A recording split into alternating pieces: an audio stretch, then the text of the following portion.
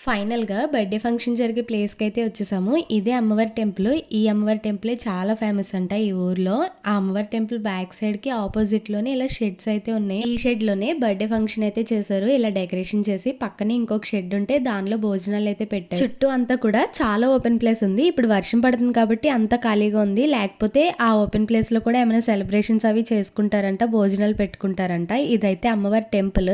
అమ్మవారి టెంపుల్ అయితే చాలా పెద్దగా ఉంది. మేము ఆఫ్టర్‌నూన్ వెళ్ళడం వల్ల లోపలికైతే వెళ్ళలేదు. టెంపుల్ క్లోజ్ లో ఉంది. అక్కడ దుర్గమ్మ తల్లి టెంపులే కాకుండా వెంకటేశ్వర స్వామి టెంపుల్ ఉంది, శివాలయం ఉంది, ఇంకా వేరే వేరే టెంపుల్స్ కూడా ఉన్నాయి చిన్న చిన్నవి. ఈ టెంపుల్స్ అన్ని కూడా రీసెంట్ టైమ్స్ లో మళ్ళీ రీమోడలింగ్ చేసినట్టే ఉన్నాయి. కానీ ఇక్కడైతే ఒక శివాలయం ఉంది. అది చాలా ఇయర్స్ బ్యాక్ శివాలయం అన్నమాట. ఇది రాజులు పరిపాలించిన నాటి కాలం శివాలయం అంట. దీన్ని మాత్రం ఎలాంటి రీమోడలింగ్ చేయలేదు, అలానే ఉంచేశారు. మరి మీరు ఎప్పుడైనా ఈ అమ్మవారి టెంపుల్ కి వెళ్తే కింద కమెంట్ చేయండి. ఇంకా మేము అక్కడ అవన్నీ చూసుకుని ఈ వర్షం అయితే ఎప్పట్లో తగ్గేలా లేదని ఇంకా మేమైతే ఆ వర్షంలోనే స్టార్ట్ అయిపోయాము. అప్పటి వరకు తగ్గని వర్షం మేము ఇంటికి రాగానే తగ్గిపోయింది. Thank you so much for watching.